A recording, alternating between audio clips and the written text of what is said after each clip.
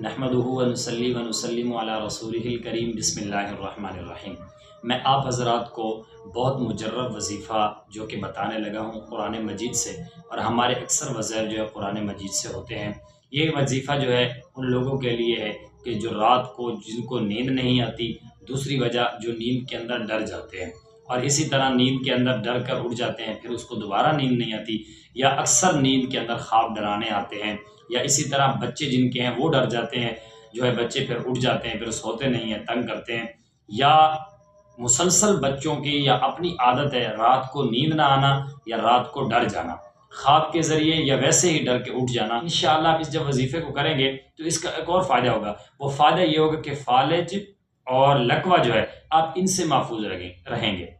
آپ اس کو زندگی کا اصول بنا لو، اس وظیفے کو رات کو آپ نے کر کے سونا ہے، اور آپ سے زیادہ آپ نے اس کو 7 مرتبہ جو ہے ان آیاتوں کو پڑھ کر کے 7 مرتبہ،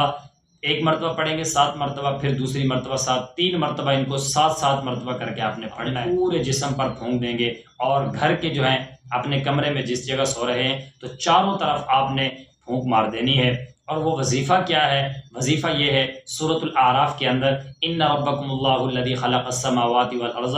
فی 6 ایام ثم استوى علی العرش یغشی اللیل النہار یطلبہ حثیثا والشمس والقمر والنجوم